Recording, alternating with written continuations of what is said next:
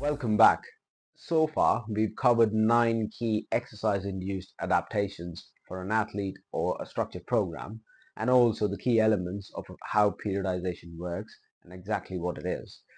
In this video, we are going to talk about an example of how the periodized structure looks like when it's put on paper. So let's dive in. So I'll pick two examples, one for off-season and one for pre to in-season, just to give you an idea of how it can work. So off-season can be your 4 or 5 day split because you've got more time. You've got no pressure of the games and the fatigue from the games, etc. So you can have 4 to 5 sessions in the gym and build up all the key adaptations that we've discussed. So if you're following a 4 day split, it could be an upper lower split. If you're following a 6 day split, 6 days in the gym, you can do push-pull legs and then run it again. So push-pull legs backed by push-pull legs, and then 1 day of active recovery or just rest. So in terms of the 3 day split or the 4 day split, you can have one of the first sessions as your skills, your power, and your speed. So you can work on speed and agility, have some exercises around change of direction, ladder, cones, etc. for speed, and then also have power snatches, cleans, plyometrics, box jumps, etc. for your power in the same session. Now you could add strength if you really want to, but ideally have that on a separate day so that you can give maximal effort just because you've got more time. So the second day in the off season will be your strength and hypertrophy session. So start off with strength in terms of go for your maximal effort lifts first. So squats, bench presses, your deadlifts or your shoulder presses. You need to start with them. Keep the rep range around 5 reps, 3 to 5 reps, 3 to 5 sets. And your rest period could be 3 to 5 minutes as well. So follow that template and then go on to a couple more. So you do, for example, a chest day or a push day could be bench press heavy, and then you go on to, let's say, a shoulder press, and then to an inclined dumbbell press or barbell press, whatever equipment you want, and then you can do some shoulders, etc. as well. Once you've done the key lifts, then you can move on to the accessories. You can do some dumbbell flies. You can do some shoulder raises. Some rear delt flies, etc. Depending on again the day itself. But and that rep range could be 10 to 12 reps. Just again because you want to put on some muscle as well and train the hypertrophy too. Now the third session could be your VO2 max or anaerobic capacity work. So you could start off with some light stretching and then light jogging, etc. And then basically have or start off with repeated sprints, for example, or your threshold runs, so where you run 3 to 5 or 3 to 4 minutes at a speed which is higher than your zone 2 speed. So you should be able to breathe with your nose in and out, but you should also, it shouldn't be too comfortable, so it should be pushing you a little bit. So you could do a set or two of that and then go for your VO2 max, so maximal sprints to end with. And then you can end the session with some mobility or some core work that you've missed out on the week so far. Now your fourth day could be either your strength session again, because you probably have done an upper body session uh, on one of those strength sessions, and then now you can do your lower body. So you can do squats, you can do deadlifts, lunges, exercises like that. But again, the principle remains the same. Your heavy lifts go for 3 to 5 reps, 3 to 5 sets, and rest for 3 to 5 minutes.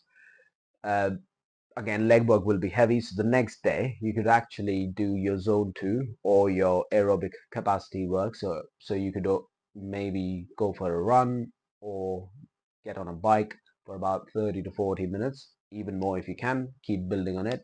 uh, it'll be useful not only to build your aerobic capacity, but also to help you with the soreness that you're going to get after your leg session. So it'll push the blood through the system and also help you in the recovery process as well. So that could be your end to the week.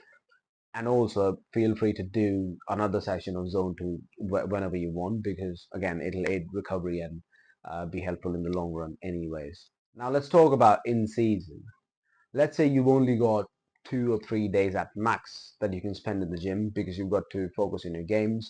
The best bet would either be a couple of full body sessions if you've got 2 days, even 3 days if you've got 3 days in the gym. You could do 2 full body and 1 zone 2 kind of stuff just to recover better. Um, but your full body should focus on compound lifts and not isolation or accessories that much, although they are important. Um, so start off with, let's say, a power movements or your cleans or your snatches, and then maybe a squat or a deadlift or bench press. And then you can do, light shoulder work, rear delts, that kind of stuff where those muscles are ignored. And then also you can do some calf work and then mobility to end the session. You don't have to focus too much on bicep curls and tricep extensions that in the in season period, because you're doing heavy compound lifts anyways, so they'll be trained one way or the other. So focus on the big movements, compound movements, intensity being high, volume being low. So maybe 3 sets, 2 to 3 reps, 3 to 4 reps, heavy weight, but then done with it. So not doing like 10 sets or 10 reps for any exercise. The third day can either be your recovery day, depending on how your matches are scheduled. If not, you can also do some light speed. Well, I say light. You could do some speed work and some plyometrics uh, work just to keep that power and agility and all those elements hit as well. You probably don't need to do VO2 max that much, because that will be super demanding on your system unless you've got more time, because you have built it up in your off season and pre-season. You can get away with not doing VO2 max that much during the season, but again, if you have some more time, you can add that in as well. So hopefully these videos and information was useful in terms of getting an idea of how an athlete actually structures their program throughout the year, what key elements to think about, what periodization elements to think about as well in terms of the phases or the cycles, and what exactly an exercise week or workout week can look like.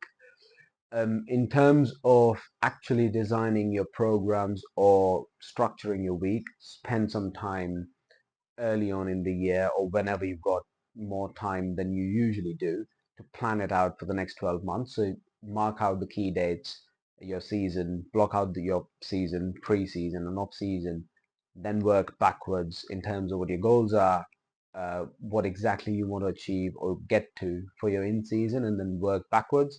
So that'll make your job easier to basically get up to speed and build your foundations right from the set go. Equally, if you've got any other questions around how to actually periodize for you, for your sport, and how to structure that program based on the phase you're in, uh, feel free to reach out to us either via DM or just comment in the video, and yeah, we'll reach out to you as well. But hopefully that was enjoyable and that was informative as well.